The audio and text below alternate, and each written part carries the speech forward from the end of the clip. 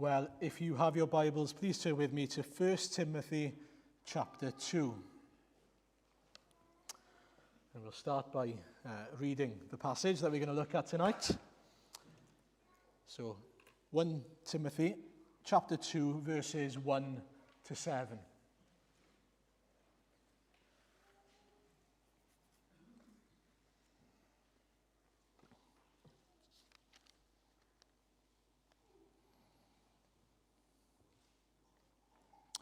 I urge then, first of all, that requests, prayers, intercession, and thanksgiving be made for everyone, for kings and all those in authority, that we may live peaceful and quiet lives in all godliness and holiness.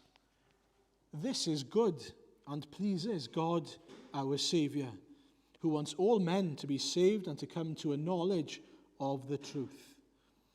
For there is one God and one mediator between God and men, the man Christ Jesus, who gave himself as a ransom for all men, the testimony given in its proper time. And for this purpose I was appointed a herald and an apostle. I am telling the truth, I am not lying, and a teacher of the true faith to the Gentiles. Amen. Well, that's the passage we're going to look at tonight, but for those of you who might be a little bit unfamiliar with the letter, we've got Paul speaking here, the Apostle Paul, and he's speaking to this young pastor, Timothy. And he is a pastor that Paul has placed in a place called Ephesus, so the church in Ephesus. And what he's doing in this letter is writing a letter encouraging him and instructing him to do many things to help him in his ministry and in his journey in leading these people in a way that is pleasing to God. And so you'll notice, if you have a Bible, flick back to chapter 1 for a second. He starts off there by encouraging Timothy then, oppose false teachers, tell them this is not the right way, this is not the truth of the gospel. And completely different then. This is the truth. This is what the truth of the gospel is. Make the truth clear to people. That was the first instruction he gives. Great start. But importantly, he also reminds Timothy of how he's come to the truth. And this is really important. Verses 12 to 17 in chapter 1. I thank Christ Jesus our Lord, who has given me strength, that he considered me trustworthy, appointing me to his service. Even though I was once a blasphemer and a persecutor and a violent man, I was shown mercy, because I acted in ignorance and unbelief. The grace of our Lord was poured out on me abundantly, along with the faith and love that are in Christ Jesus. Here is a trustworthy saying that deserves full acceptance. Christ Jesus came into the world to save sinners, of whom I am the worst. But for that very reason I was shown mercy, so that in me, the worst of sinners, Christ Jesus might display his immense patience as an example for those who would believe in him and receive eternal life. Now to the King, eternal, immortal, invisible, the only God, be honor and glory forever and ever. Amen. And that's important because we then, in light of what Paul says there, we uphold the truth, not because we think we're better than someone else. Paul isn't saying, come on, Timothy, you've got to uphold the truth because you're a good guy and you know that you're good enough to uphold the truth. No, he upholds the truth because he understands the immense privilege that he has as someone who's received the mercy and grace of Jesus Christ. It's in light of the work of Jesus in his life. Jesus has shown his glory to Paul and to Timothy in such an amazing way. How can he not uphold the truth of that God? How can he not uphold the truth, the glorious truth that has brought life to Paul and to Timothy themselves? And that's where he begins. That's the most important thing here. It's almost a foundation for the letter. What he's saying here is, this is why I am here. I am not upholding the truth because I think I'm good. I'm upholding the truth because I've seen that the truth gives life. I've seen the glory of Jesus revealed to me.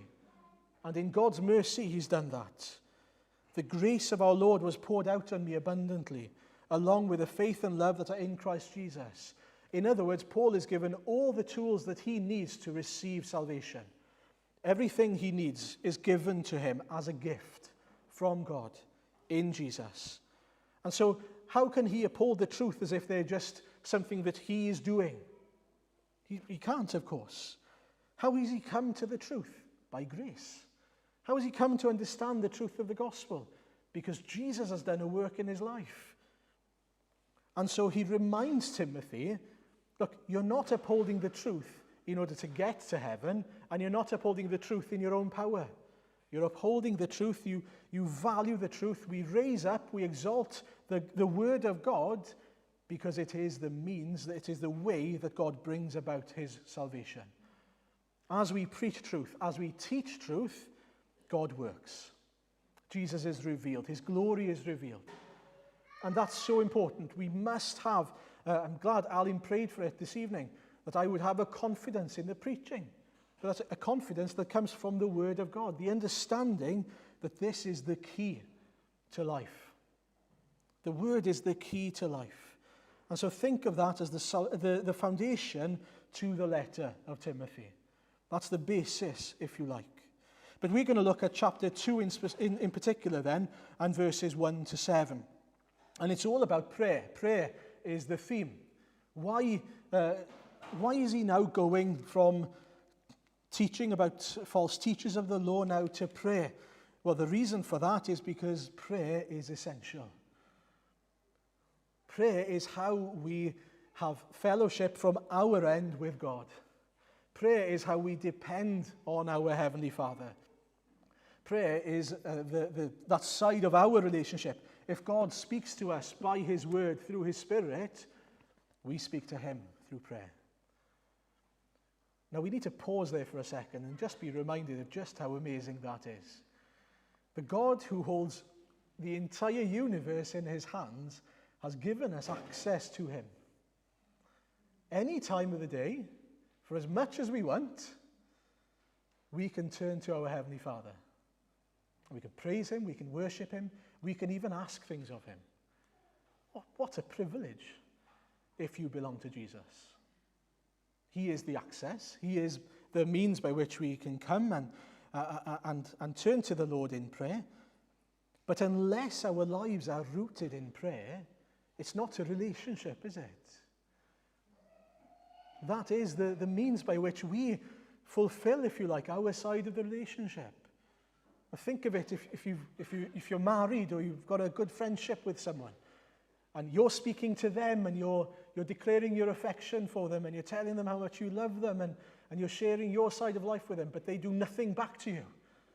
It's not much of a relationship, is it? It's the same here then. We are invited to. We are given access to the Lord himself. Do you understand what a privilege it is that we can turn to our Heavenly Father? And the great thing is that we can do so as a child coming to a father. We looked at it recently in the Sermon on the Mount, but it's crucial. How do we come? Now, we come with reverent fear, yes. We come acknowledging and understanding the magnitude, the might, the power of the Lord himself, yes. And yet we can come boldly. Yet we can come without fear of being condemned, of being destroyed, being rejected because of the Lord Jesus. We can come boldly. Father God. That is such a gift. That is such a privilege and blessing that the Lord has afforded us. Now we're going to look at three things this evening from the passage. Three questions actually. What should we pray? Why should we pray? And what is the key to prayer? Firstly, what should we pray? Well, verse 1 and 2. I urge then, first of all, that petitions, prayers, intercession, and thanksgiving be made for all people, for kings and all those in authority. Those in particular, those words there. The simple answer is we can pray all sorts of things, in all sorts of ways, for all sorts of people. Isn't that great? Whether it's petitions, which are requests before God, whether they are general prayers that maybe the Lord has given us, whether they are intercession, prayers of intercession on behalf of other people, or even prayers of thanksgiving. We can do them all for all people. And what Paul is doing here is he's reminding us every single person is under God. Every single person is in God's hands. You can pray for everyone, for all people, because all people are under his sovereign control. He is the one who is their master, ultimately. He can melt a heart of stone. He can bring someone from death to life. He can bring an immature believer to becoming mature. He can bring someone who's stubborn to become meek. The humble can be brought low. Everything that is needed for the lost or for the saved individual is met in God, is given in God himself. And so we are reminded as we come to the Lord, there is nothing, absolutely nothing, that is beyond him. Remember that. There's nothing that is beyond his power. He is able to, and he is willing to intervene. And this is where I've got to say, I don't understand it, but somehow he can even answer my prayers. According to his will and purposes, he can answer my prayers. He can hear them and he can be merciful in answering prayers. What a miracle. Do we believe it? Do we practice according to what we believe? We can say we believe it, but when it comes to the crunch, do we put our faith into action? How does that work? Well, we pray for these people that we think are way beyond God, perhaps. That we look at them and we go, there's no way that they would become a Christian. We look at someone who might have been a Christian their whole lives and they're really set in their ways and they think they know everything. Can God melt that heart? Yes, he can. He can teach I'm not going to reference age just in case, the more mature person. He can do all things. And you know what really challenged me here is when I was looking at this list, how I can lean towards certain types of prayers over others. And how we can thank God for things, but how often do we thank God for people?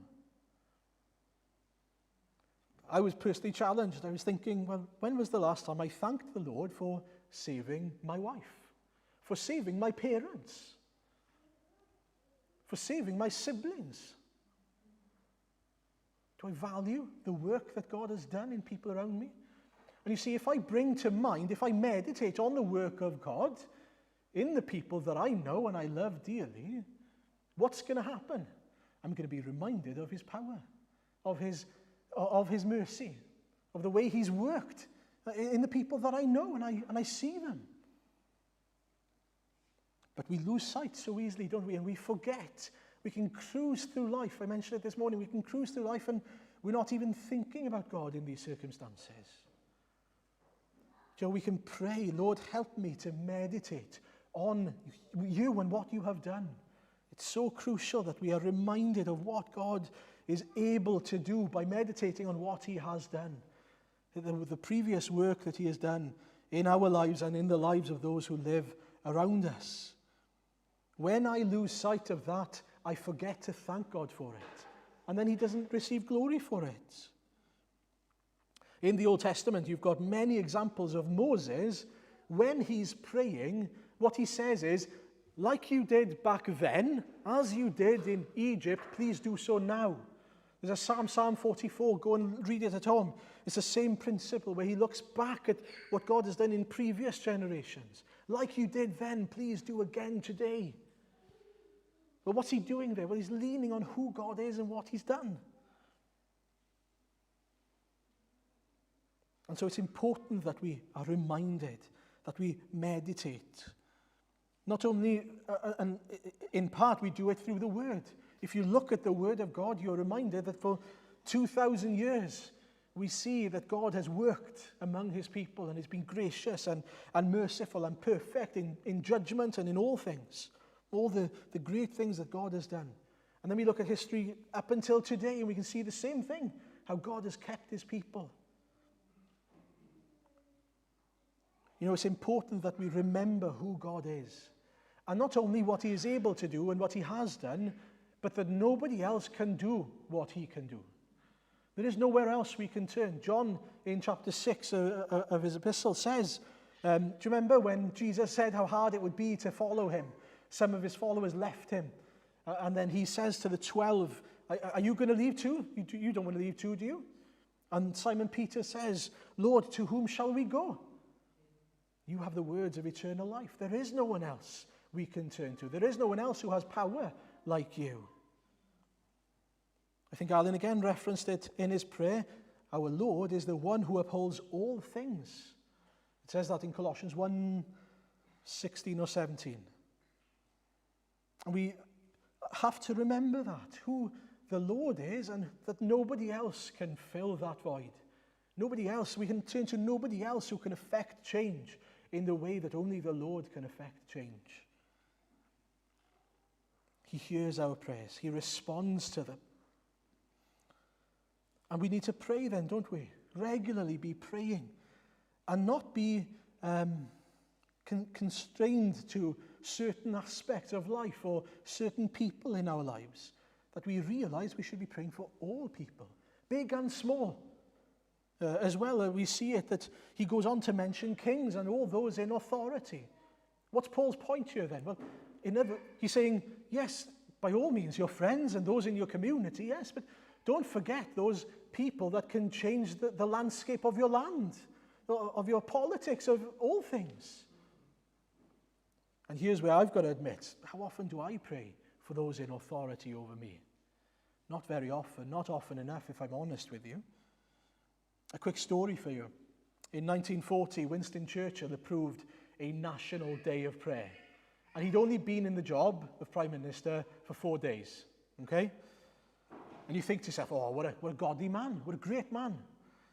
Well, turns out he didn't profess to be a Christian at all. In fact, what a lot of people don't know is that there was a favourite to replace Neville Chamberlain, the Prime Minister before Churchill, called Edward Wood, Lord Halifax. Okay? And he was a Christian.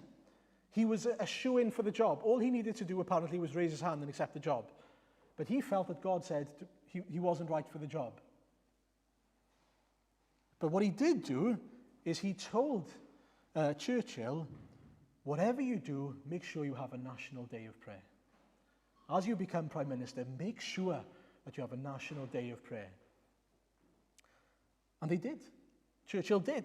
He wasn't professing to be a believer. In fact, there's a funny story where a young vicar goes to him and says, oh, I would like to think that you are a pillar of the church.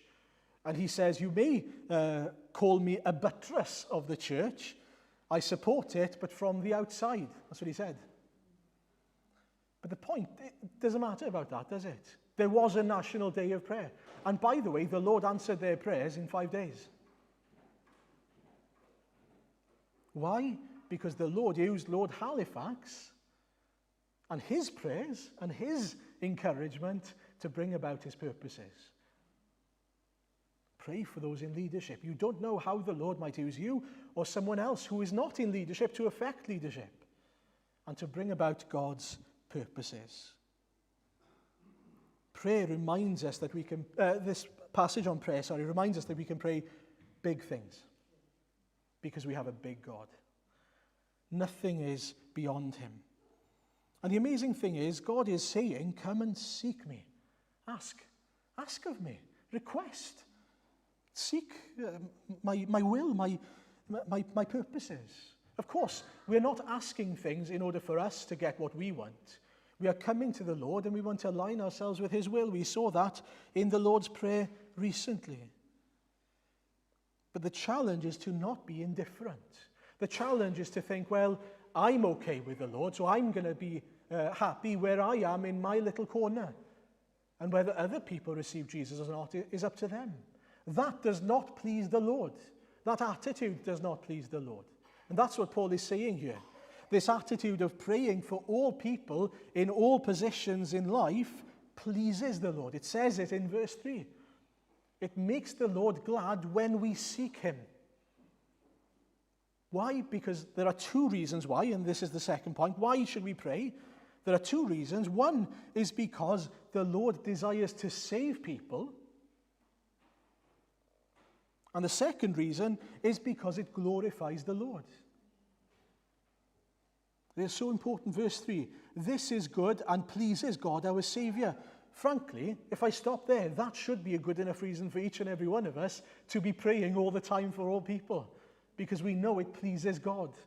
It makes him glad when his children come to him and seek him for what they need and for God's will to be done. It's good enough for me. But not only that, we are told in verse 4, who wants all men to be saved and to come to a knowledge of the truth. And so we know not only will God be glorified as we come to him in prayer, but God will use it to fulfill his purposes, which is to see people being saved.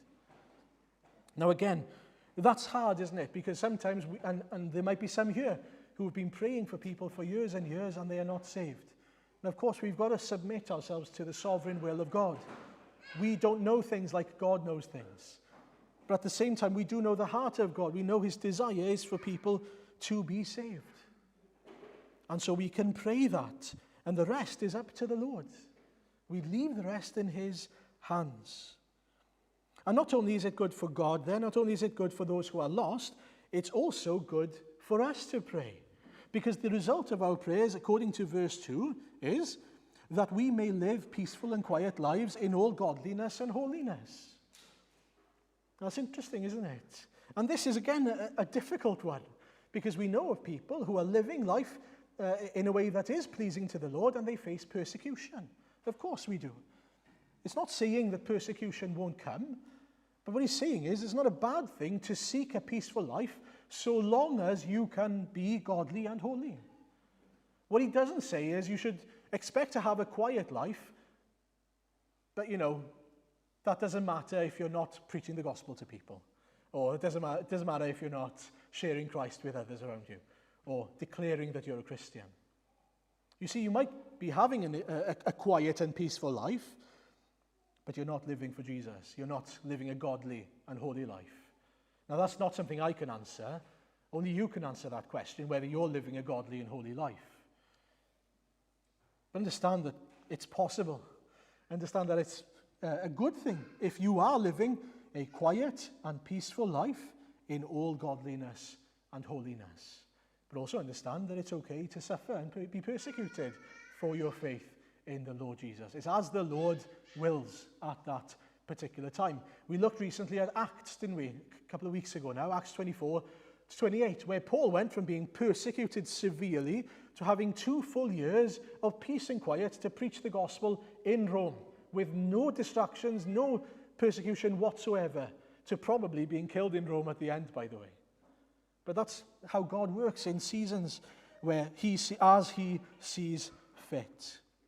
And so we pray because it is good for us, it is good for the Lord, it brings glory to the Lord, and the lost are saved in God's will.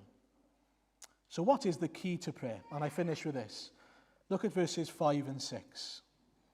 For there is one God and one mediator between God and mankind, the man Christ Jesus, who gave himself as a ransom for all people. This has now been witnessed to at the proper time. The key to prayer is Jesus, the one who mediates, and not the one who's praying. That's the key. If you want to succeed in prayer, pray to the right person. That's the answer, basically.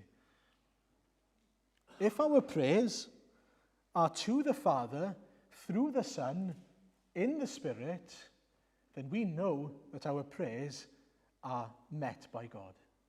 Now, that doesn't mean that the answer is what we want it to be. That's a different story. But they are met by God.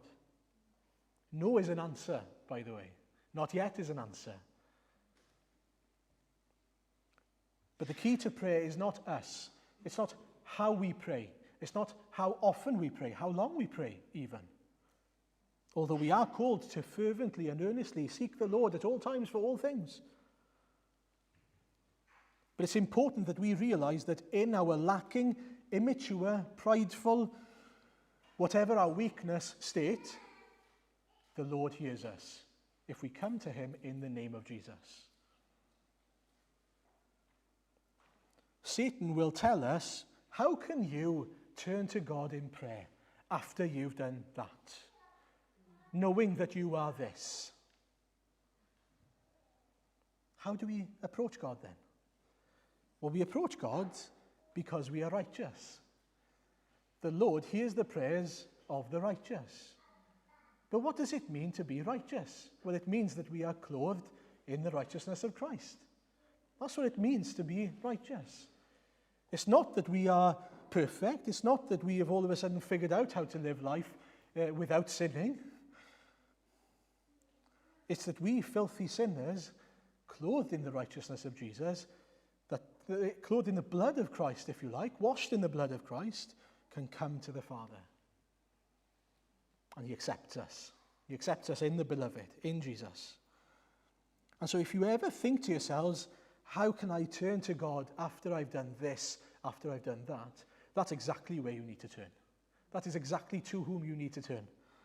Because he has the answer. He is the answer. If you need to be forgiven, if you're sick, if you're weary, where do you go? To Christ. If you are lacking, where do you go? To Christ. Whatever your issue, your weakness, turn to Christ. Turn to the Father through the Son in the Spirit. And so prayer, the key to prayer, is the fact that we have a mediator who intercedes on our behalf. You see, our prayers are never going to be perfect. But what's amazing is that Jesus is there even now at the right hand of the Father, perfecting them, and even praying on our behalf. We are always going to be lacking until we are made perfect. But what's great is that Jesus is at work even now as we are praying to him. And isn't that a comfort? I feel sometimes my prayers are so inadequate. I want to declare and I want to praise the Lord as he is worthy to be praised, and I'm nowhere near close to being doing what I should be doing. And yet, I have a great high priest. I have an intercessor who is pleading on my behalf, who is perfecting our prayers. Now, the great thing is that we have a perfect Savior who not only has freed us from our sins, but he's opened this door. He's given us access to his Father in heaven. We get to walk through life with him. We don't have to live life in our own strength. We can rely, depend on him. Think of a parent with a small child. What does that small child do in most circumstances where they feel scared, where they struggle to know where to turn for their food, for their clothes, for all their needs? They come to the Father. They come to the parent. We need to humble ourselves to be spiritually like little babies who realize, I need thee every hour. There's nothing that I can do, and I want to do even, in my own power. This month, may I suggest, as we've got less meetings on, spend more time in prayer. Spend time thanking God, seeking God, interceding on behalf of other people, taking advantage of the freedom and of the privilege that we have of depending on our Father in prayer. I've got some practical applications to finish. Firstly, pray for your prayer lives. I know that sounds weird, but it's important. The disciples asked the Lord Jesus, teach us to pray. Well, we can ask our Heavenly Father, help us to pray, teach me to pray. Give me the words. Ask for wisdom, for perseverance, for diligence and discipline in prayer. Secondly, plan your prayer lives. Do you know what I learned recently as I'm maybe getting a bit older? Is that 10 p.m. is not the optimum time for me to start praying. Because my eyes get heavy and the gap between the words that I'm saying seem to get longer and longer. Now, am I going to give the Lord Jesus the scraps of my day or the best? That's a question. And so think about. Be practical. That's a good thing. If you're fresh in the morning, spend time with the Lord in the morning. If you're fresh at lunchtime, spend time with the Lord at lunchtime. Just find a time to seek him, to rest in the Lord. And thirdly, enjoy prayer. Enjoy prayer. Now you'll notice here, and actually in most places, that when we read about prayer, it doesn't mention things like, and you should pray for this amount of time, and you should use these words, and this is... No. We can enjoy prayer because it is organic in many ways. It is us from the heart speaking to our Father. We can be honest before him. If you struggle with that, by the way, may I recommend that you read through the Psalms, or that you buy a book called Tim Keller called My Rock, My Refuge, which have Bible readings every day that goes through the Psalms. Because there you'll see the psalmist in particular praying things. And sometimes he prays things like this: Lord, where are you? I don't know where you are. I can't feel your presence. Show yourself to me. Or he's in a terrible state and he has to repent and come back to the Lord. Sometimes we struggle to know the words. Read the word of God. Read the Psalms. They may even give you the words. But even the Spirit gives us prayers. With the groanings of us, the Spirit will intercede on our behalf even. When sometimes we're in such a state where we don't even have the words to pray. We have the Holy Spirit. It's an amazing, amazing truth. But know that in all things, the Lord is holding you in his hand. But he holds everyone else in his hand as well, and his desire is for us to seek him. It is good. It pleases the Lord our Saviour, who wants all men to be saved and to come to a knowledge of the truth. Amen.